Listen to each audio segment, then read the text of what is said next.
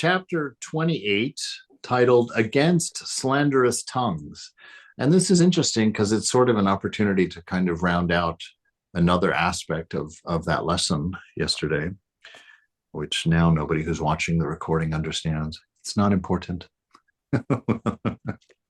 Chapter 28, Against Slanderous Tongues. We are in Book 3, the interior conversation of the book, The Imitation of Christ. And Christ is speaking. He says, "Do not take it seriously, my child. If people think evil of you, and if people say things about you that you do not want to hear, you ought to have a worse opinion of yourself and to think that no one is weaker than you are. If you are well recollected within, you will take no notice of fleeting words from without. It is a sign of wisdom when evil words are spoken to keep silence and to turn your heart to me, refusing to be disturbed by man's judgment."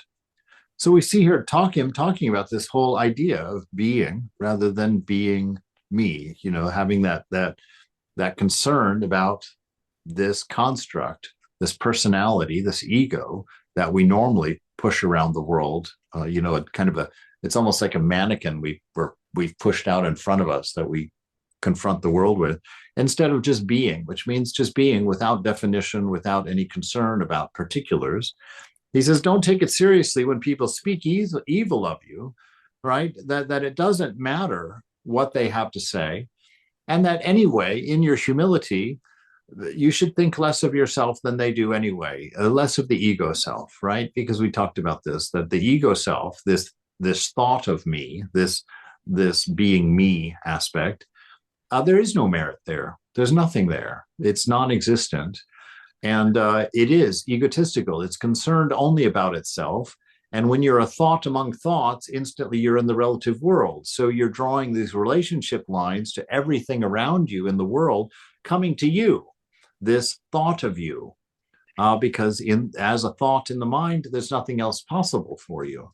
And so you are by nature selfish, because every line, every relationship with you, with the whole universe, is about you and your relationship to the star, you and the relationship to the man in the room, you and the relationship to the woman sitting next to you. It's always selfish. It's always me and that, me and that, me and that, me and that.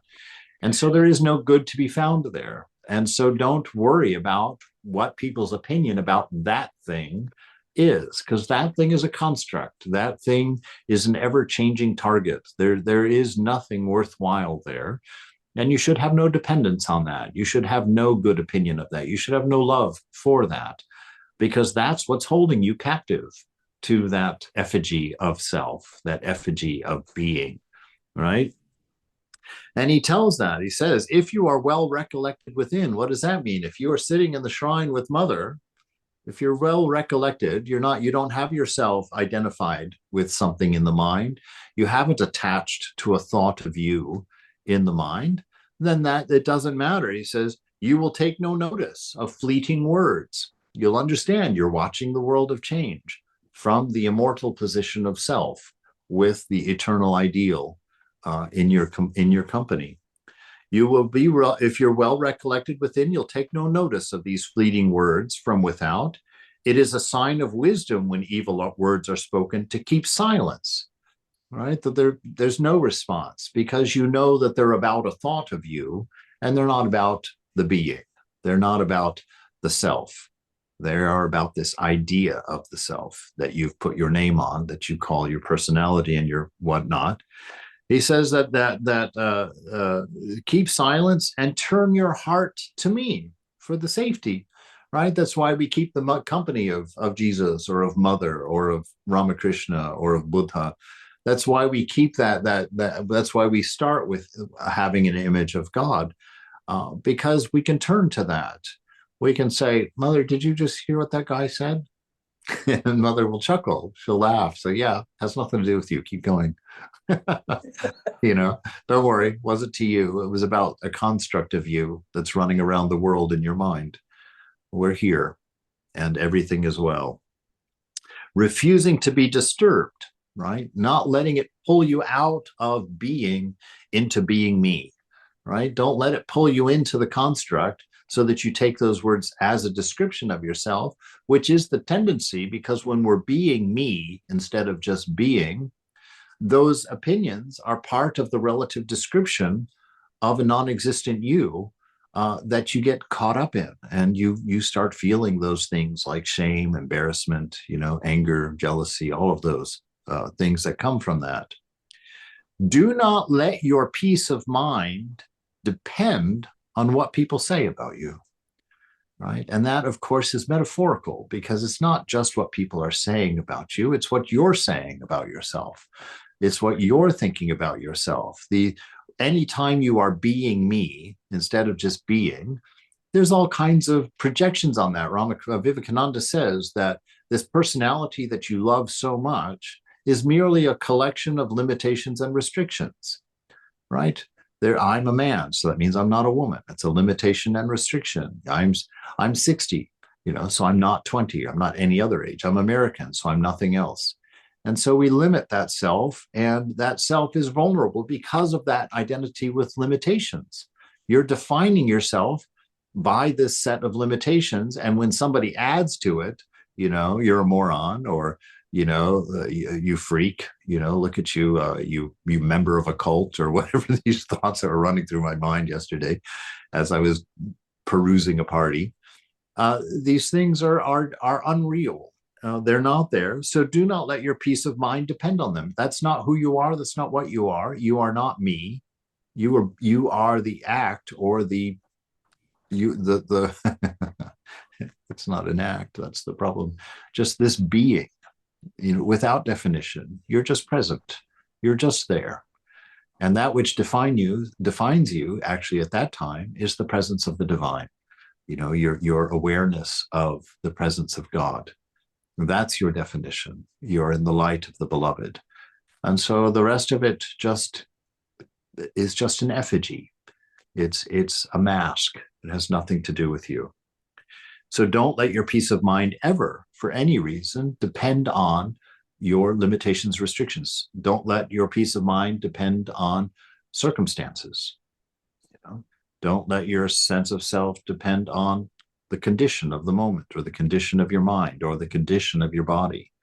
You are before conditions. You are before circumstances. You are simply being. So don't let your peace of mind depend on what people say about you. You are still what you are. Don't forget that. That's the thing. Don't forget to be, and leave it at that. Everything else is a reflection. So just be. You are always the divine. You are always immortal. You are always free. You are always the very being, the expression of love, an unconditioned, infinite, free-flowing, equanimous love. Always remember that. And don't let anything else cut you short. You are still what you are, no matter whether they put a good or a bad interpretation on your actions. See, because they can't know you, they can only know mind, and they can only know their own mind. So what they're saying about you is not a statement of you, it's a statement of what their condition of mind is about you. It's not personal. It can't be personal, because you are not the effigy that you're running around the world of change. You are the ever-free, eternal observer of being. Right? So you are still what you are, no matter whether they put a good or a bad interpretation on your actions, right? So they're not talking about you. They're talking about actions that they're observing. And they're really talking about the narrative that they're projecting on the actions of you, of what they perceive to be you. So he's fleshing it out here, saying, see, it really does not have anything to do with you. Their thoughts betray only their ignorance about themselves. And their ideas of you come squarely from their idea of who they are. And so you can learn more about them than they can know about you, simply by being and listening, by hearing. And this will become self-evident to you. Where will you find true peace and true glory if not in me? That was Mother saying, well, what did you think? I was your companion, and you completely forgot me. You went out there as an idea of yourself. and got lost, got caught up, had your stability removed because you forgot who you were, and you became something that you thought you were, presented something that you were thinking, and I was present, but you were unaware. And I could have been your glory. I could have been your security. I could have been your comfort, because they were my children. And I am present with you always. Certainly this is so. The person who neither aspires to please others nor fears to displease them will enjoy much peace, for all disquiet of heart and distraction of the senses come from disorderly affections and groundless fear, which are what are born of having a particular idea of self, right? So it's a wonderful thing. Here it is. We'll look at that again. The person who neither aspires to please others, right? So you're not trying to be a gracious person. You're not trying to be a nice person. You're not trying to say the right thing, nor fears to displease them. You're not concerned, oh goodness, did I just say the wrong thing to that priest, to that father? You know, I was talking to a priest from a tradition, which I won't get too specific in case somehow he accidentally sees this someday. But, you know, I was talking to him and he was asking about, well, what are you doing in Colorado? You know, what is this thing that you do there in Colorado? And I actually said to him, I said, oh, well, you know, one of the things I'm trying to do is learn how to teach the Vedanta through the Christian scriptures. And I literally saw the door close on his face, just chink, nope. I'm like, no, I don't know what you're trying to do, but I don't approve. And I saw that happen in his face. You know, when I said that, I thought, oops, that wasn't the way to say that. And so again, my insecurity and I'm being such a bull in a china shop here. And so he's saying, you know, don't fear displeasing somebody. Because if you don't fear that and you don't aspire to please them, then you'll enjoy peace of mind. You'll see the play. You'll understand what it is. And it will be nothing but a sign of love, an expression of love to you. For all the disquiet of the heart and the distraction of the senses come from disorderly affections, right? Come from being concerned about objects rather than knowing that the objects are a reflection of being, right? And so you start wanting to please something that has no existence. It's part of the dream. And this disorderly affection means placing your love on things that don't exist, on things that can't return such a thing, things that are not worthy of such a thing, right? And groundless fear, insecurity. You know, you've imagined a self and you've stepped into an imaginary experience. And so you have now the consequence of being something limited by thought, something being limited by definition. And because you've been small, there's going to be a groundless fear. Just like Adam and Eve in the garden, you know, when Eve first went out through her senses and saw something she desired, had an inordinate affection for something that was unreal. And she reached out and thought that she would benefit from eating that she would become like God, that it would be fulfilling, that somehow there was a way of navigating that experience and achieving glory, right? She thought that. And what was the result of that? When God came walking in the garden in the cool of the day, what did they feel? Fear, right? They were afraid. And so because they were afraid, why? From a groundless fear. How is it that the God of an infinite love, a God of an unconditioned love, would be something to fear? It was their own fact that they have now defined themselves as body minds, which becomes apparent because what was their first feeling? They realized they were naked, right? They became a body. They identified with the body. They identified with the thought of themselves. They forgot that they were the image of the beloved within, that they were not bodies. They identified with being bodies, and the first thing that felt was fear, and they felt the shame of nakedness. They felt the fear of smallness. Now there was not just being in this paradise. There was now me and the rest of whatever it is out there. There was now this unknown other. And so the very first experience of egoism is always fear, always insecurity. And there's no way to fix that but to drop egoism. No matter how much money you make, no matter how handsome you are, you cannot be secure in it. Why? Because you can always lose your money and you can always grow old. And so all these things are temporary. And if you identify with them as being you, you will eternally be insecure by design, because mother wants you to find the way, or the father wants you to find the way back to the garden by conquering desire, that cherub with the flaming sword at the gates, so that you can enjoy your immortality in the right way, in freedom. All right. Goes to chapter 29. How we should call upon God and bless him in the time of tribulation.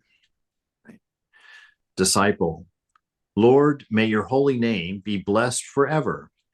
For you have willed to send me this temptation and this tribulation. I cannot escape it, and I must fly to you for protection. You alone can help me and turn all to my good. All right, there's a beautiful thing. May your holy name be blessed forever. Why? Well, because you have placed me in this idea of self, which is filled with temptation and tribulation. It's just trouble. I'm uncomfortable bumbling around this party as I think I am. And you've placed me here. I cannot escape it. I'm here. And so I must what? Fly to you for protection. What does fly to you mean? It means you take the most direct route. You're not going to wander through some series of thoughts to get to God. You're simply going to return immediately to the awareness of presence. All right, Brother Lawrence, you're going to just immediately place your mind again in the security of the presence and friendship of the beloved, of the divine.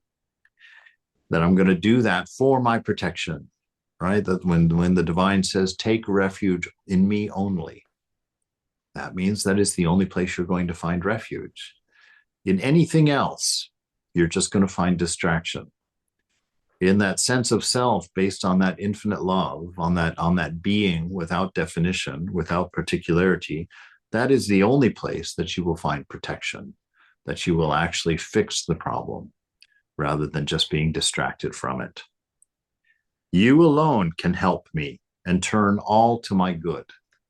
Right? So this knowledge that the nature of this universe is God, is divine. And what is that divinity? That divinity is love. That divinity is wisdom. And that divinity is manifesting through your being, through your existence. Right? That is God. And so that alone will help you understand that everything here is conspiring to your freedom. That everything that happens to you in your life is conspiring to your freedom, to burning away your ignorance, to setting you free. And so you don't see the world as being against you. You understand the source of all the things that are happening is in a divine love. So I have to find a perspective of experiencing it that allows for it to be a loving action. You know, my child has been taken from me. They just died today. God hates me. No, it's an action of love. He's going to help me transcend this limitation. You know, he's going to show me that the child's body was taken away, but that my love for the child remains. And that love was my child, not the body. And that way I can remember that child and not be sad. I can be happy because the love still exists and I still feel it when the thought of that child arises in my mind. Because we are divine. That means we are love. And so your relationship with your mother, with your father, with your brothers, with your friends is not with a body. You enjoy those people because of the love you feel in their presence, coming from them and giving to them. That never goes away. That is eternally a part of you. And so when they die, you don't have to miss their body, because one of the first things we come to learn, we're not the body, right? And so don't limit them to being a body. Know that when you think of them, the love that comes up in your heart is who they were and who they are. And that is forever. That is always living and always powerful. That way, your memory doesn't turn things to sorrow. Your memory becomes a celebration because it brings the love into the present. It brings you an awareness of our nature as love. Lord, even now I am in trouble, and my heart is uneasy, for I am harassed by my present affliction. Right? Whatever it is, if we are an ego self, if we are a particular, if we have a description that we attach to ourselves, there's going to be affliction. There's going to be an uneasiness about it somewhere, right? Why? Because Mother wants you to keep wondering, who am I? until you know, right? Until it comes to a place of surrender where you remove all masks, where you surrender and you remove all pretenses, and you just sit there with nothing, finally listening in a state of silence, because the mind can't tell you who you are. The story can't tell you who you are. The world can't tell you who you are. Everything can only point to you. Right? And that's the lesson to learn. That's the thing to know. And so when everything is pointing, become aware of where it's pointing to. They are all pointing at the shrine of the heart, the source of love, the source of your divinity. That's why every book, every poem, every song, every radio station is always talking of love and its conditions, because that is what we're interested in, because that's what we are. And now, my beloved Father, what shall I say? I am caught in anguish on every side. Save me from this hour?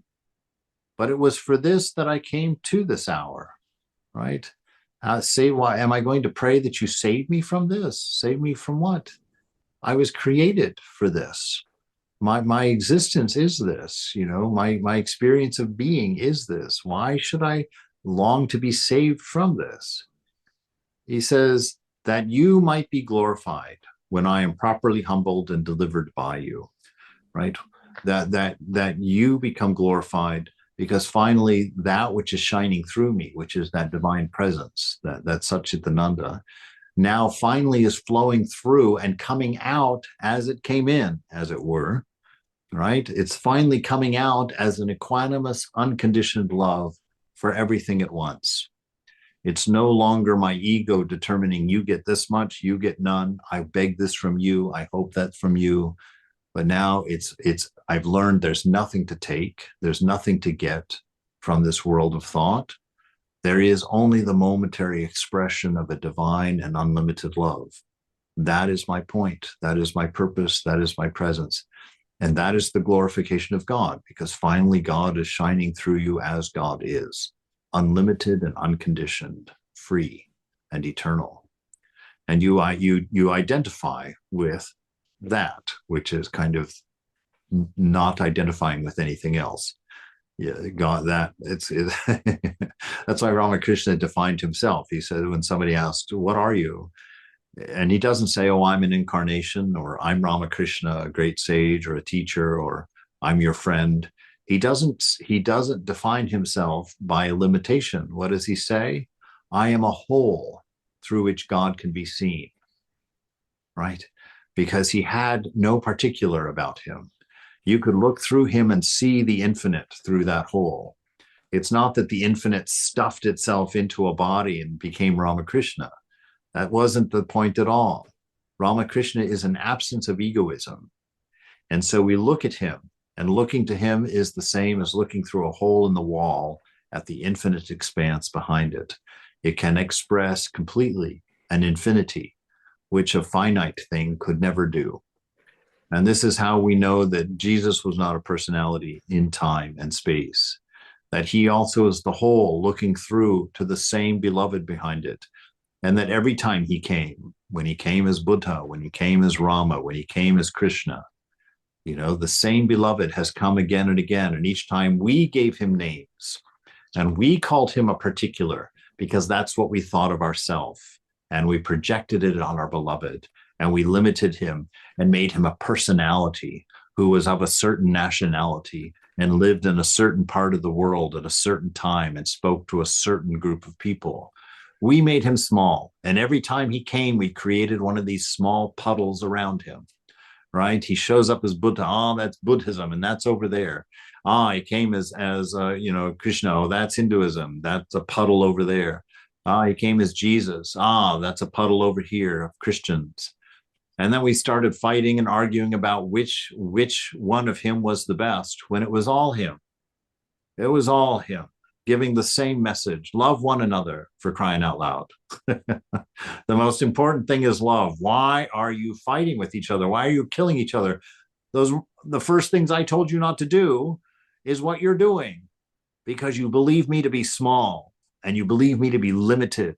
And your egos have identified with that greatness, and you thought that you were great because you followed this incarnation or that incarnation or another incarnation.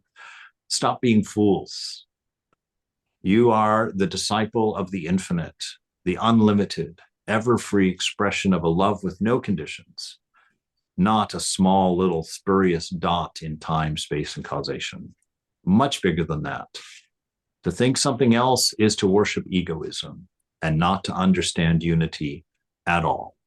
And without that understanding, there is no fulfillment of the greatest commandment, to love the Lord your God with all of your heart, soul, mind, and strength. And the second commandment is similar, to love your neighbor as you love yourself. As long as you see yourself as Eve after the fall, is to believe yourself small and powerless and separate from God. And the best you can get from that is fear and insecurity and a sense of vulnerability. So don't project your problems on the incarnation. The incarnation is the answer to your troubles, not an extension of them. So open up. Open up and understand that which was Jesus is that which is Krishna, is that which is Buddha, is that which is Rama, and that which may be Sam or Tony when he comes in the future, right? That's why he said he comes again. Not because that was a unique statement, but because he says it every time. I'm coming back. And what I'm digging is not a puddle. What I'm digging is a river, deep and wide.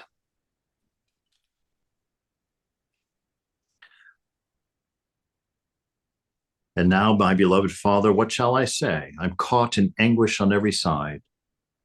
Save me from this hour, but it was for this that I came to this hour, that you might be glorified, right? So we live in response to a perfect love. We respond in an answer to an unconditioned love. That you might be glorified when I am properly humbled. What does that mean? That my ego has died. My ego has been minimized. It's been properly humbled. Why? Because now the light can shine through it unrefracted, undimmed, undefined, and delivered by you. Right? By my awareness of your presence, I have become one.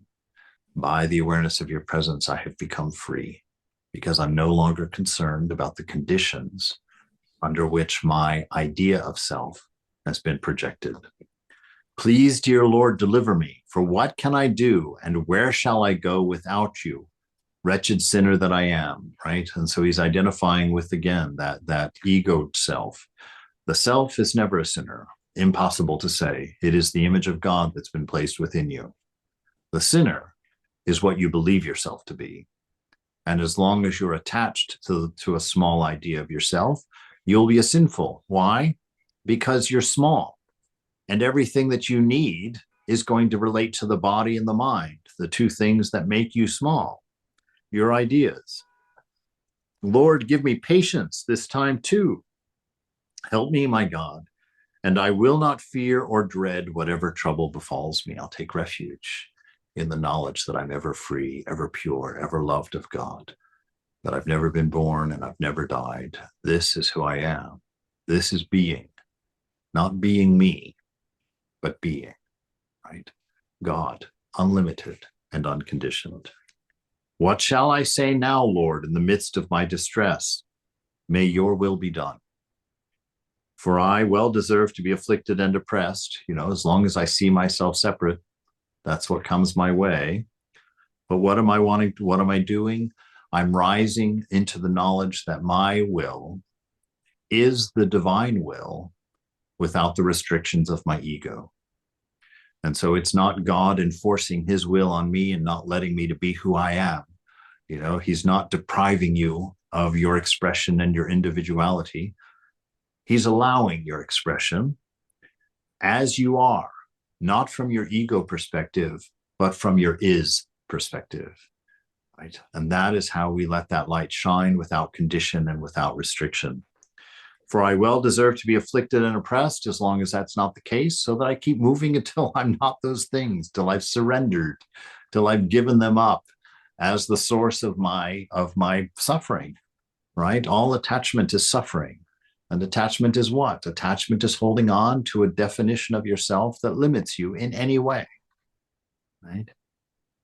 I must bear it, and with patience, until the storm has passed and things grow better, until I know the truth. Your almighty hand is able to remove this temptation and to moderate its violence, as you have often done for me before, so that I do not give in to it, most merciful God. Right? God makes you aware of your fullness. That's why nothing in the world is satisfying for more than a few minutes. If you get a few minutes out of it, nothing in the world is satisfying. Why? So that I don't give into it, so that I don't identify with it and create hunger by placing God over there and me over here. Right? A small self who's afraid and hiding from him in the Garden of Paradise. Let that not be me. Don't let me be comfortable like that. Don't let me be free like that. Let me feel the affliction of my own ignorance until I escape it by surrendering to you. That I see that our will is one, that I never wanted to be anything but love. I never wanted to express anything but love. Everything else that I expressed, my angers, my jealousies, they brought back misery. They brought back suffering. All I have ever wanted was to be known as love, the greatest of lovers, right?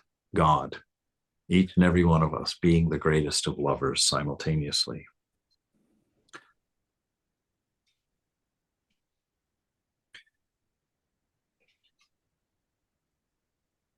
The harder this seems to me, the easier it is for you to bring about my deliverance, right?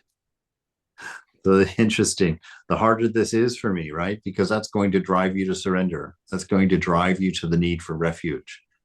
I talk about this all the time, that, God has an infinite love for you, an infinite grace to give you. But to receive an infinite grace, you have to have an infinite humility, right? Because if you don't have that infinite humility, you believe still somewhere that you can do something of your own on your own. And that is not surrender. This surrender has to be complete. You have to have an infinite humility to accept an infinite grace. And that is what pain is for. That is what suffering is for, to bring you to that place where you lay it all down. And what is all of it to us? Our ego self, our hopes and our dreams, our identity, our accomplishments, our honor, our concern for self, our fulfillments, our pleasures, everything that we've placed outside of ourself in this world of hunger has to be set down, has to be surrendered. Why? Because we have to learn that it already exists within us in a full and complete contentedness that needs nothing outside of ourselves, which we're very happy about because nothing actually exists outside of ourselves. We have become all of this. The harder this seems to me, the easier it is for you to bring about my deliverance. For this is the change of the right hand of the Almighty, to whom be everlasting honor and everlasting glory. May the ideal be cherished. May the ideal be first. May the ideal be. All right. Chapter 30, on asking the divine assistance and on confidence in recovering grace. Christ is speaking. My child, I am the Lord who gives strength on the day of distress. Come to me when all is not well with you. Right? When the ego perception isn't enough, when being a body and being a mind is too small, when the suffering of your perceived actions comes back to you, when your jealousies and your angers come back to bite, come to me when all is not well with you.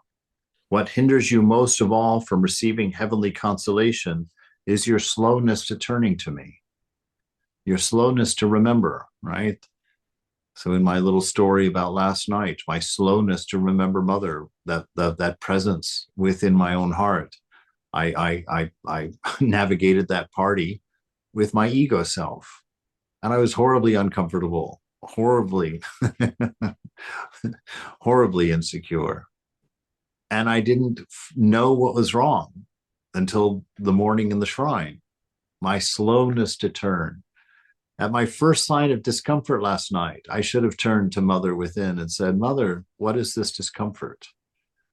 And Mother would say, it's all right. It's already taken care of just by you turning to me and asking. Now let's look out together and let's do this together. That's surrender. That's turning quickly to the Lord within. What hinders you most of all from receiving this heavenly consolation, this bliss, this love of life, this enjoyment, is your slowness in turning to me in prayer. Before you pray earnestly to me, you first seek other comforts, right? Before you turn to me, you tried talking about the right things. You talked by trying on other images of yourself. Oh, maybe I'll feel better thinking this way. Oh, I should have said that. Oh, I'm going to smile real nice at this person. Oh, I'm going to go over and talk to that person, right? We navigate through our egoism and our slowness to turn to the Mother and just be in her presence and let the rest of the navigation happen. Accept the moment as it unfolds. Don't try to define it. Don't try to change it. Don't try to get anything out of it. Simply accept what is and let what is necessary arise in the moment from you, from freedom. Before you pray earnestly to me, you first seek other comforts, trying to find distraction in outward things, right? Because we know something's wrong. I knew something was wrong yesterday. I just couldn't figure out why I was so on my left foot the whole time, right? And so what do you do then you get distractions? I went over and I took a couple of more, I forgot what they were called, these spinach little tarts that they were giving, go over and try and take refuge in being by myself. I remember walking behind this big statue so that I didn't have to walk through the crowd that was in front of it. And for a moment when I was out of sight and by myself, I was like, perfect. So I went and got distracted. I got distracted. I distracted myself from the discomfort of being egotistical, of forgetting the divine presence, not being with the Mother in the crowd, but having to be this idea of myself in the crowd. Hence it is that all things are of little benefit to you until you realize that I alone am the one who delivers those who trust in me. There is no effectual help, nor worthwhile counsel, nor lasting remedy. There is no way for you to have been comfortable and successful in that night without me, without the recollection of the presence, right? Just like Brother Lawrence said, that the moment we leave that recollection, the moment we forget the presence of the divine in ourselves, we should cry out instantly in prayer, Mother, don't leave me. And she's like, silly boy, I can't leave you. You just forgot to think of me. But now, having recovered your breath after the storm, what a wonderful thing, right? Because what is it that brought the body of Adam to life, right? God created Adam in the garden, but the body was just laying there. It was inanimate. It was just material. Until God did what? Until he bent down and breathed the Spirit into Adam. He breathed himself into Adam, right? So now, having recovered your breath, having remembered that I give you your existence, having remembered I am your source of love, having remembered I am the wisdom that you use to survive and grow and thrive, having recovered your breath after the storm. What is the storm? That turmoil of being the ego, of being separate from this infinite source, of being separate and cut out and not understanding what is life about? What is this story that I'm experiencing about? What am I? Who am I? What is this person that I am? Gather your strength again in the light of my mercies. Gather your strength. Oh, be strong. Stand up. And where does your strength come from? The light of my mercy, the light of my love, the fact that all is well because of grace, not because of accomplishment, not because of any circumstance or condition, not because of attainments, not because of pleasures or anything that you've garnered, monies, jewels, clothing, prestige, right? None of these things. Gather your strength again in the light, in the love, because we know love and light, remember, they're the same thing. In the love of my mercies, I am enough for you. I am enough. For I am near you to restore all, right? To bring you back to your nature, to restore to you all the things that you forgot when you identified with the particular, when you created an ego and became small. Now, in the light of my grace, the light of my mercies, in the love of my being, you recover this knowledge of self, this knowledge of that divine image, the image of God that is you, what you are. Not only to their former state, but even to increase them abundantly and beyond measure, right? Beyond measure. There is no limitation. There is no description. There is no capturing yourself in a thought, in a word, or in a condition. You are too big for the mind. The only way to know the self is in the silence of self. When nothing is telling you who you are, you know who you are. Everything spoken to you, taught to you, said to you is small and partial, obedient to time, obedient to space, obedient to condition and circumstance. You are beyond all of that. You are the container of the universe. Is anything impossible for me? No, nothing is impossible. Am I like human beings who promise something and do not live up to it? Where is your faith? Stand firm and persevere. Right? Stand firm on what? On the truth. What is the truth? I am that. I am love. I am wisdom. I exist. That is the truth. Stand on that. Act from that. Be inspired by that. Let your life be a response to that fact. Don't let your life be a chasing after a wind, chasing after a fulfillment or a desire, chasing after some future day where everything will be perfect. Stop it. This is being. This is not being me, it's being itself. Have courage and wait patiently, right? To not be patient is to be in the charge of ego, right? To not be patient is the belief that you can get, right? That there's something you need and you want. Have courage and wait patiently. Comfort will come to you when you most need it. Wait for me. Wait, and I will come soon to help you. Right? So we stand in the room in the company of Mother. We don't act out of nervousness or a need to cover the silence, the need to be or do something. We sit there silently content to be there. And Mother will bring the person to talk to or take you to the person to be spoken to by. But wait, be patient in this moment. You are the butler, watching over this changing world, waiting for the opportunity to love, waiting for the opportunity to serve, to alleviate suffering.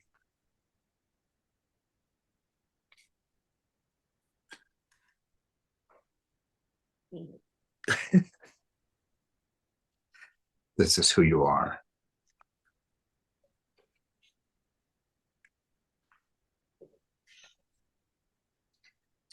Where is your faith? Stand firm and persevere. Have courage and wait patiently. Comfort will come to you when you most need it. Wait for me. Wait, and I will come soon to help you. It is but a temptation that distresses you, right? A temptation, an idea. This fruit is beautiful. I want it. I want to eat it because it will make me complete. I will be fulfilled if I have my desire. He says that's just a temptation, attempting to think something is true that isn't true. The temptation to think that something is that isn't. That's what distresses you, and a foolish fear that frightens you, because it places you with something you need outside of yourself. It turns you from heir to beggar, right? This anxiety about future events brings you nothing but grief and more grief. So don't live in the future. Don't think of the not now, right? We are in the here and we are in the now always. As soon as that is the presence of God, the I am, isness, this is God. To dwell in a mind that is worried about the not here, dreaming and thinking about elsewhere or remembering elsewhere, that is the not here. To think of the not now, imagining that some fulfillment will happen in the future, or being resentful or regretful about what happened in the past. That is the not here, the not now. That is the lack of awareness of God. To be here and to be now is to be free, because here and now is your potential, and it's infinite. The love that you have to express can never be fully expressed. You just give and give and give and give each moment. Nothing you do has to be for the rest of your life. This moment is the rest of your life.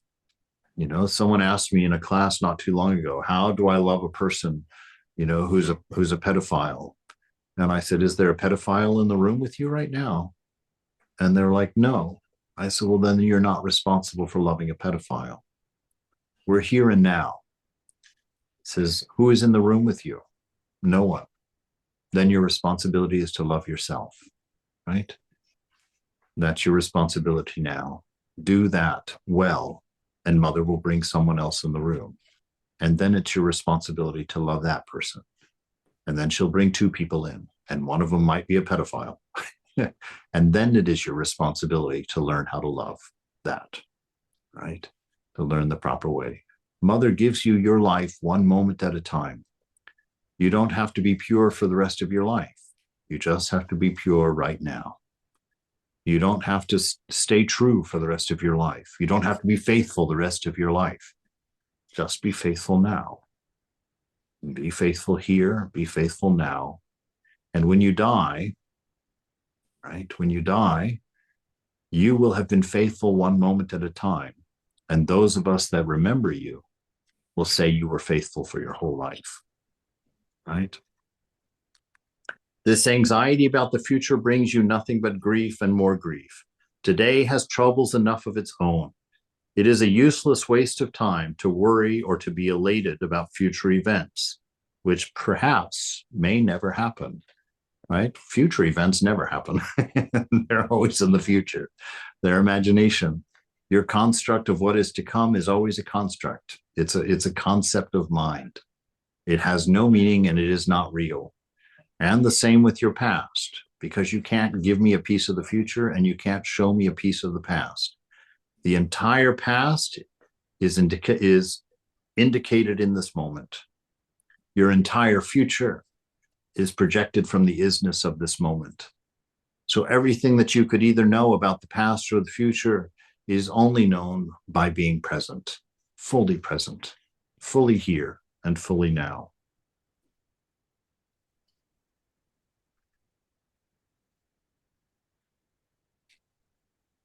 But it is part of the human nature, right? And Christians define human nature as the fallen nature. So always know they're talking about the ego self. It is part of the human nature to be deluded by images of imagination, to imagine what people think about you, to imagine what you should be doing, to imagine what would be success, to imagine what will make you happy. It's the nature of the ego self to be deluded by the images of imagination, and the sign of a soul that it is still weak, that you so easily follow the suggestions of your enemy, the devil. And the definition of the devil is egoism, that sense of self, that sense of me and mine, who does not care whether his deceits are true or false, or whether he trips you up with the love of things present or the fear of things to come. Therefore, do not be distressed or fearful. Have confidence in me and trust in my mercy. Trust in my mercy, right? Don't trust in what you've accomplished. Don't trust in being a good person. Don't trust in not being a bad person. Don't trust in anything. Trust in grace. All is well because God is love. All is well because I am free. All is well because I am immortal, ever present, ever blissful, never born, never dying. All is well because of grace. Your value comes from grace, not from accomplishment, not from how you're doing, not about what a good religious person you are, not because you've memorized a lot of scriptures or learned another holy language, or because you've got the best seat on the board church or whatever institution. This is not where our confidence comes from. Our confidence lies in grace. We are valuable because the God of the universe loves you. That's why you're valuable. Because within you has been placed the image of that immortal, infinite self, that unconditioned love. That is your value. Nothing you create or accomplish or do or think, say, or hear makes you valuable. Just the fact that God has placed himself or herself within you is your value. And that grace is what allows you to express it.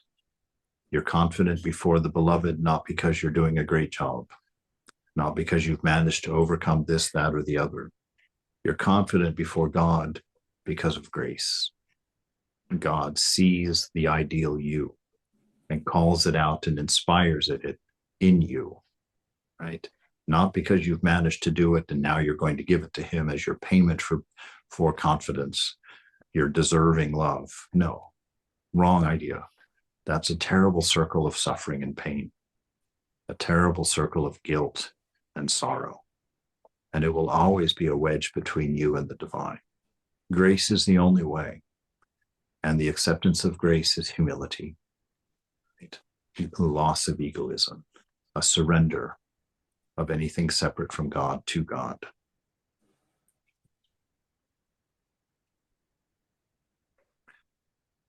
When you think that almost all is lost, often a greater reward follows. All is not lost just because things go contrary to your wishes. Do not judge according to your present feelings, and do not take any trouble so much to heart that you lose all hope of being delivered from it, right? Don't let your state of mind define your being. Don't let the circumstances of your experience define your being.